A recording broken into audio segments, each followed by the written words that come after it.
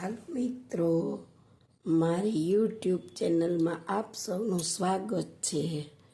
હું વર્ષાબેન કટકિયા. જય બાબા સ્વામી, જય ગુરુદેવ. આજે આપણે બનાવવાના છે મંચુરિયમ, પણ મંચુરિયમમાં વેનેગર કે એવી કોઈ વસ્તુ વાપરવાના નથી. એને માટે આપણે ગેસ ચાલુ કરીશું. ગેસ ચાલુ કરી હવે આપણે કુકર મૂકીશું અને ધીરે ગેસે, ટમેટામાં પાણી નથી નાખવાનું અને એને એમને આપણે ધીરે ગેસે થોડીક વાર ચડવા દેશું. એની અંદર થોડીક પ્યાજ નાખીશું, થોડુંક બીટ નાખીશું અડધું, અને 5 થી 7 કળી લસણને નાખીશું. હવે આપણે આને ધીરે ગેસે વગર પાણીએ ચડવા દેવાનું છે. પાણી નાખવાનું નથી બિલકુલ. જોઈ શકો છો.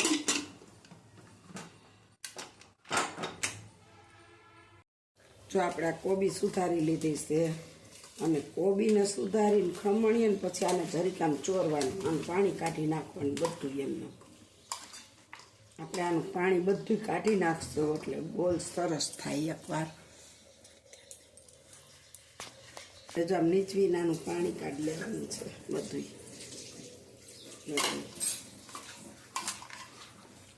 હાલો, આપણે જો આ કોબીને નીચોવી લીધી છે. હવે આપણે એમાં નાખીશું ગાજર,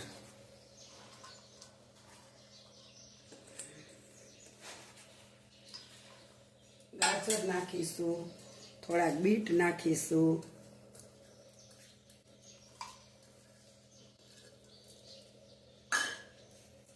હવે આપણે એની અંદર અડધી ચમચી મરી પાવડર નાખીશું.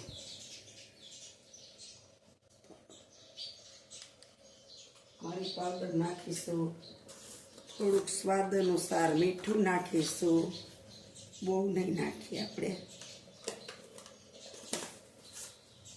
અને કલર લાવવા માટે આપણે મરચું પાવડર નાખીશું, કારણ કે આપણે કાશ્મીરી મરચું છે ને એવું જ મરચું છે એટલે એટલું જ નાખવું, બહુ નથી નાખવું.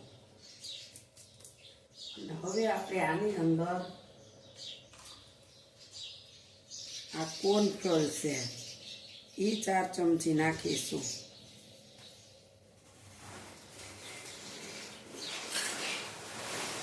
ચોખાનો લોટ છે એ 3 ચમચી નાખીશું. અને મેંદો છે ને એ આપણે માત્ર 2 ચમચી નાખવાનો છે, બહુ આપણે મેંદાનો યુઝ નથી કરવો. અને હવે આપણે આનો લોટ બાંધી લઈશું, ગોળા ભરે ને એવો. જો આપણો લોટ બંધાઈ ગયો છે મસ્ત, બધું હાઈ ક્લાસ છે. હવે આપણે આના નાના નાના બોલ્સ વાળીશું એક સરખા આવી રીતના. પછી આપણે તેલ મૂકી દીધું છે ગરમ થવા, આપણે જોઈ શકો છો.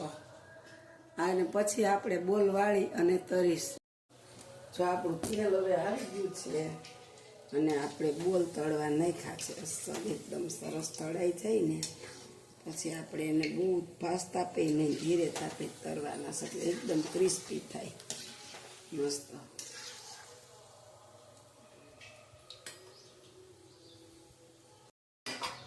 જો આપણે હવે આમાં તેલ આવી ગયું છે અને બોલ નાખવાના છે.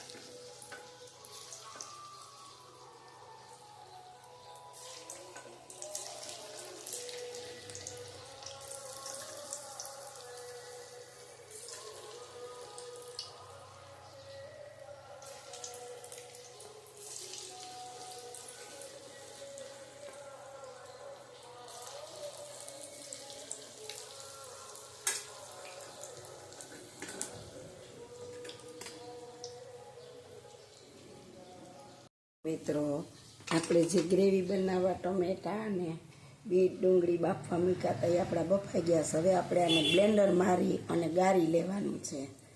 આપ જોઈ શકો છો, આમાં પાણી નાખ્યું જ નહોતું, એમને બાફ્યું છે. હવે આપણે આ ગ્રેવી બનાવી લેશું એની.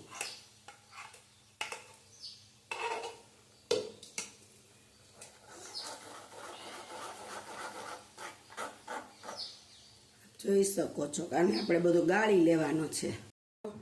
જો આપણી ગોટી બધી તરાઈ ગઈ છે, કેટલી મસ્ત જોઈ શકો છો. અવાજ આવે છે ને એકદમ, અને અંદરથી એકદમ સોફ્ટ ને પોચીને ઉપરથી એકદમ કુરકુરી. જો અંદરથી એકદમ મસ્ત સરસ તળાઈ ગઈ છે. અને હવે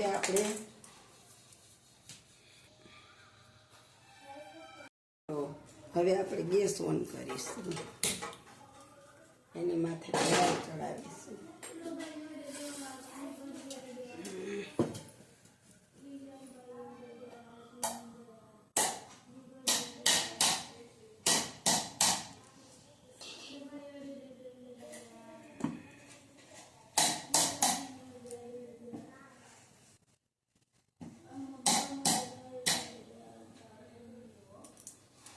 આપણે કઢાઈ મૂકી દીધી છે એમાંથી.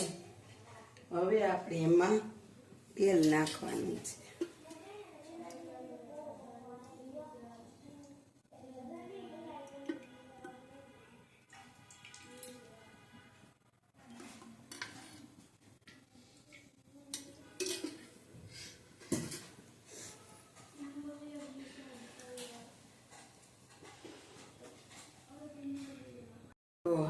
આપણું તેલ આવી ગયું છે. હવે આપણે એની અંદર આદુ લસણ મરચાંની પેસ્ટ નાખીશું.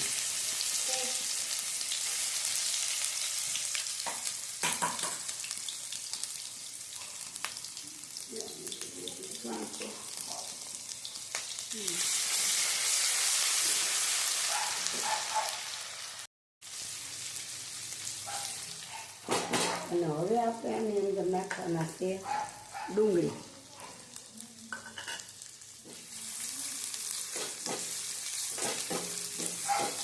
અને આપણે ગેસ તો ખાસ જ રાખવાનો છે. હવે આપણે ધીરો નથી રાખવાનો.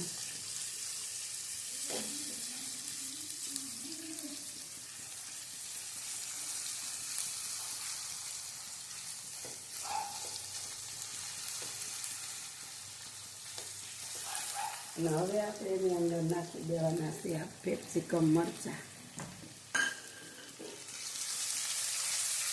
આ કેપ્સિકમ મરચાં નાખ્યા છે. હવે આપણે આની અંદર થોડુંક આમાં મરચું પાવડર નાખીશું હવે. અને આપણે થોડીક તીખાની ભૂકી નાખીશું.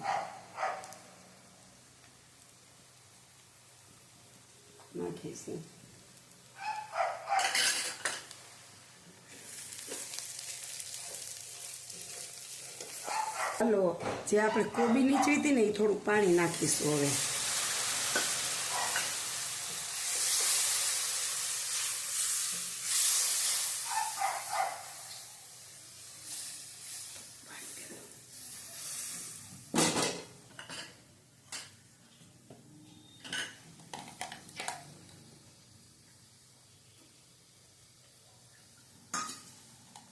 હવે જો આપણે ચીલી સોસ, ટમેટો કેચઅપ એ આપણે નાખી દઈશું આમાં સ્વાદ અનુસાર. એટલે આમાં ટમેટો કેચઅપ આવી ગયો, ચીલી સોસ આવી ગયો, અને આપણે સોયા સોસ નાખવાના નથી. કારણ કે સોયા સોસ નાખું ને તો મારા બાબાને તરત ઉલટિયું ચાલુ થઈ જાય છે, એટલે આપણે નાખતા જ નથી.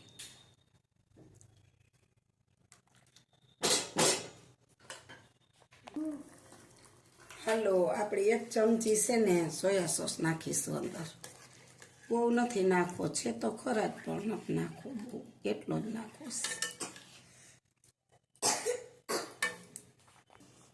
હાલો, આપણે 1 ચમચી કોર્નફ્લોર નાખવાનો સાની અંદર, અને એને આપણે ગ્રેવીમાં નાખીશું એટલે મસ્ત થઈ જાય.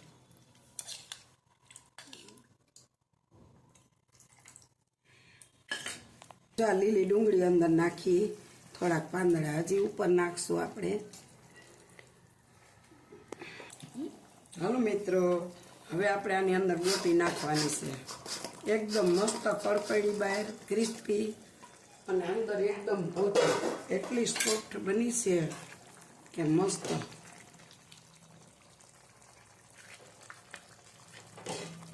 હવે આપણે એને થોડીક વાર ધીરે ગેસે ચોળવશું.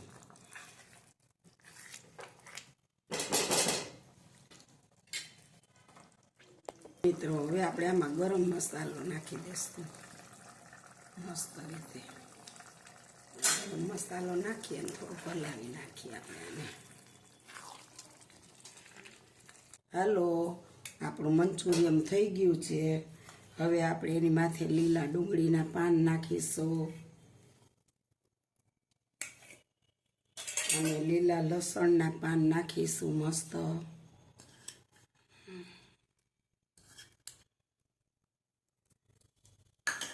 અને માથે આપણે હવે ધાણા ભાજી થોડીક નાખી દઈશું એટલે સરસ દેખાવ થઈ જાય. હાલો મિત્રો, આપણું મંચુરિયન તૈયાર થઈ ગયું છે. આપણે વેનિગર વગર બનાવ્યું છે. જો સારું લાગે તો લાઈક શેર કરજો. એક વખત આ રીતે બનાવજો. મને કોમેન્ટમાં લખજો કેવું થાય છે. સારું લાગે તો સબસ્ક્રાઈબ કરજો. બેલ લાઈક બટન દબાવવાનું ભૂલતા નહીં. આવજો. જય બાબા સ્વામી, જય ગુરુદેવ. Bye bye.